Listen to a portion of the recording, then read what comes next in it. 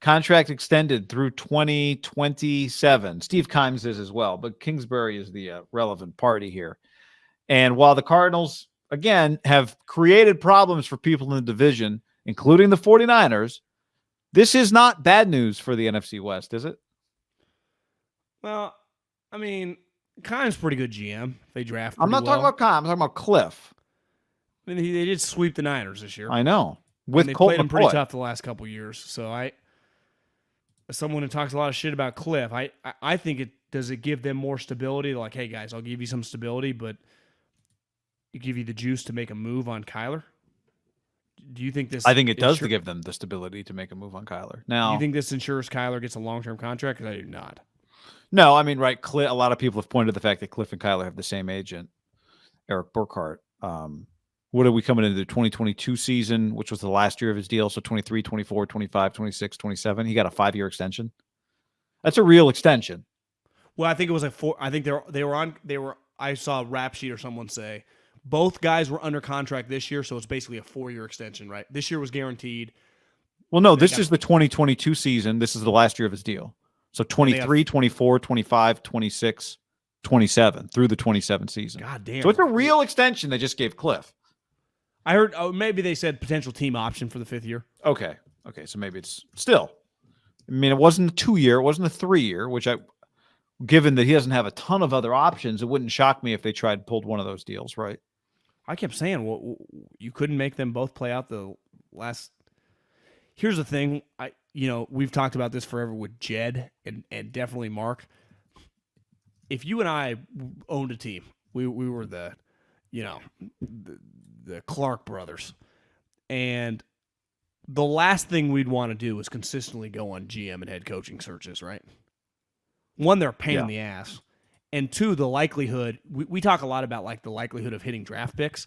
I think it's fair to say the likelihood, even if you feel really good about it, of nailing these are 50-50 at best. Kyle and Sean McVay were not viewed like Kyle and Sean McVay in 2017 when they were hired, especially Sean, 31-year-old coach. I mean, things change fast. Here's the other thing. You're the owner. You spend all your time with Steve Keim, right? Like, that's the person you trust. If you fire the GM and the head coach, who do you trust then? Who do you get to trust? You just got to start a new relationship. Yeah, which starts with like a 15-minute conversation. I'm going to put So once you believe in somebody, like, I don't think it's that crazy that Steve Keim has gotten to hire as many people as he's gotten to hire.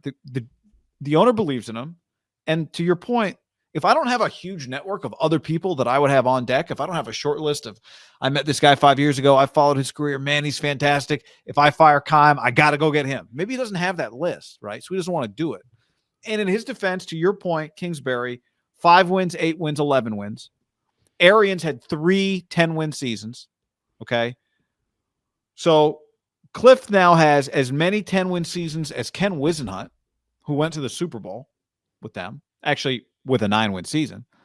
And that's it. Don Coryell won 10-plus games in 74, 75, 76. Like, I think partly I give Bidwell some credit. He knows how bad it can be. Well, yeah, because they were a joke pre-Wisenhunt, Kurt Warner. There are worse things to be than 11-win, wild card loss, disappointing. Mad at your quarterback, right? Yeah. You could be the Giants. You could be the Jets. You could be the old Cardinal. You could be his dad's Cardinals. So, I'm with you. If you like them, yeah. It's not bad. So it's not good then. It's not necessarily good for the NFC. It's not terrible for the NFC or the NFC West, but it's not good because Kliff is serviceable. They do have a lot of talent on their team, right? Yeah. If I tell you those 2 guys get 4 more years, where would you bet? Does Kyler play all 4 of those for them, or do they get a different quarterback in that time? Honestly, obviously, that's what we are here. I think he does.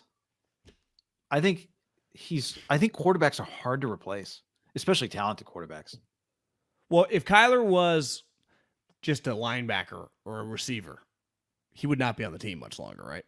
Right.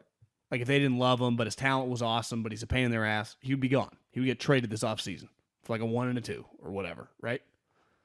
2 1s and a 2, like Jamal Adams or Jalen Ramsey. It shows you the power of quarterbacks. They feel like we're just stuck.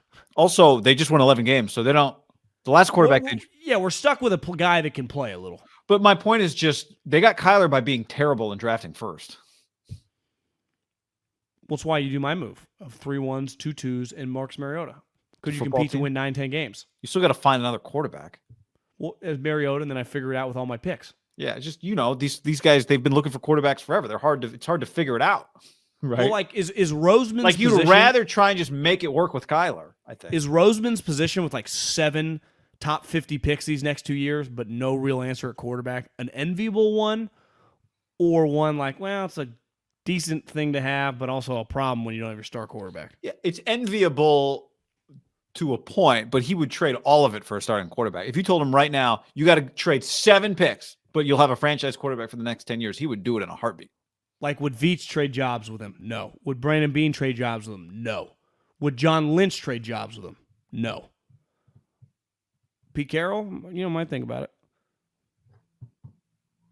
His team did make the playoffs. Now, granted, 7th. I'm just throwing it out. Yeah, there, I mean, right? if you said it's a great position to be in, part of it is how he loves that. He has like the Dolphins. He has a functional start. He has a functional starter.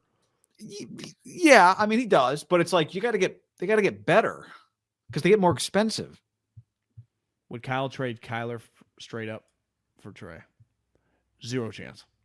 Kyler, to me, that letter, and then I tweeted this on my story. That is RG3. Now, this guy's a better player than RG3 came to his defense. Yeah, this guy, RG3. The media needs to start telling the story of the players. Was like part of RG3. RG3 passed after his first year. Now, granted, he got hurt a little bit. Was never a good player. This guy could play a little bit, but this guy has RG3 similarities of. It just feels like, is this coming from you and your dad? Like, are you guys just obsessed with yourself?